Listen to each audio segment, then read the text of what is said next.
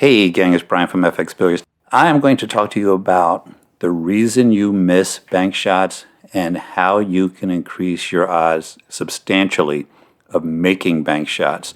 One of the reasons a lot of people look at all the videos, they see all the aiming systems, and then they go back and they look at some more aiming systems and they learn how to do the math and they learn how to put their cue on the table and find angles, and then they still can't make bank shots. Okay, so first off, let's assume all of the aiming systems work and all your parallel shifts and all your crisscrosses and all of those things that top players don't do. Let's say they work. Let's look at the reasons you are still missing your bank shots. Number one, you don't see the angle truly. You still may not be seeing the true angle because all of that measuring is only as good as the person doing the measuring. So therefore you end up with a calculation that is incorrect. Also, if you're shooting shots like you see on the screen, you don't have the ability to parallel shift and do measurements. You have to intuitively know where to hit the ball. Another reason you may be missing bank shots is because you don't have an understanding of how much speed affects a bank shot, especially a long bank shot. As you hit the ball harder and the ball is moving faster, the angle decreases. So a bank shot that is hit quickly comes off the rail with a much more narrow angle than one that is hit slowly. The slower you hit the ball, the wider that angle is off the rail. You have to understand this because it is essential in your ability to make bank shots, and we're going to talk about how to leverage speed a little bit later in the video.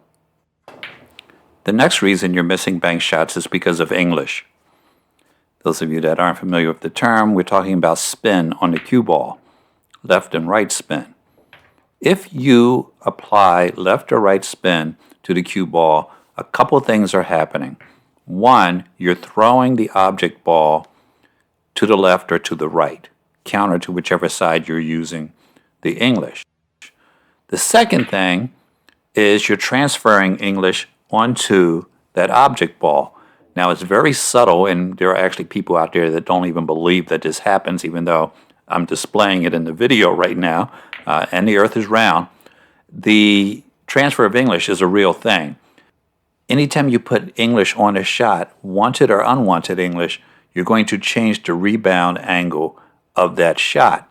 So even if you parallel shift and you hit the exact spot that you're looking for, any spin that's put on that cue ball is going to cause everything to change. Another reason you miss bank shots, and the reason that no one seems to give enough credit, is you may be hitting the ball in the wrong spot, even if you know exactly where to hit it, even if you know exactly how much speed, exactly how much English to put on it. You still have to hit the cue ball into the object ball and make contact in the correct spot. Now, on top of all these reasons you might miss bank shots, there are even other factors such as, are the balls clean? Are the rails dead? Are the tables level? Is the cloth new or old?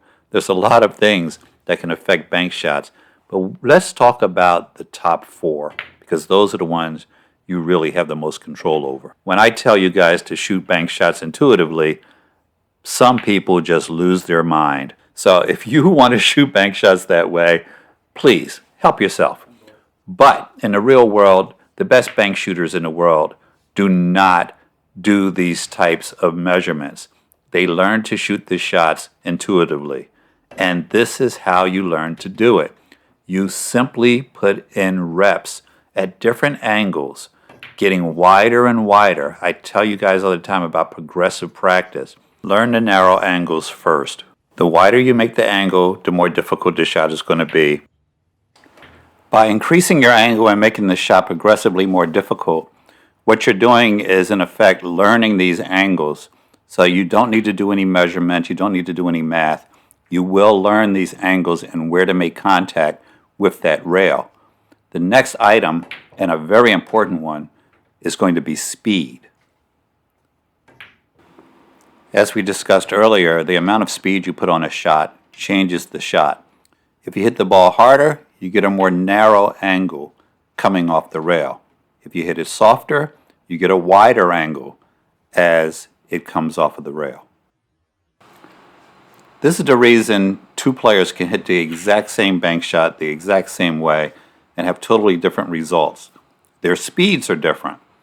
And it's also the reason why, even when you do the math and you do it perfectly, you still end up missing the shot very often. You may be hitting the shot too fast or too slow to achieve the proper angle. So proper speed, proper angle. So how are you going to calibrate what is the perfect speed for a bank shot? Now, assuming everything else is being done properly, you're not putting any excess English on the ball, you are hitting the ball in the correct spot, you can even measure to make sure you have the true angle before you shoot these, but you're going to change your speed on each of these shots until you are getting what is a true angle coming off the rail into the pocket. If you're falling short, you probably hit the ball too hard, and if you're going wide, you probably hit the ball too soft. When you find that speed for your shot, we're going to call that speed 0. Once you've committed your 0 to muscle memory, you will be able to adjust your speed and adjust your bank angles on different shots. What this means is if you find yourself with shots that require a greater rebound angle than what is the natural angle. So 0 gives you the natural angle of the shot. -1 will give you a wider angle, which is what happened on the screen when I missed the 6 ball.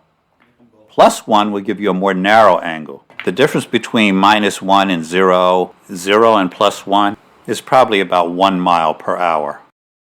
The run out on the screen is from my video about bank shot position. And I want you to notice that each of the shots has a different angle. None of them have a natural angle to the pocket, but you can see how I changed the angle on each and every shot. So what I'm going to do is I'm going to show you this run, and then I'm going to show you the run with my estimated speed for each of these bank shots and their bank angle. We'll discuss the use of English a little bit later. And for those of you who like to see the misses, here she is.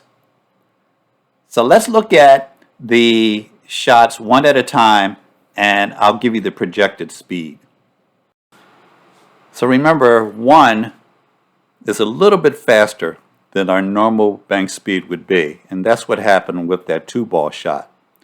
Here I have another situation where I have to take some angle off the shot, so I hit it with additional speed.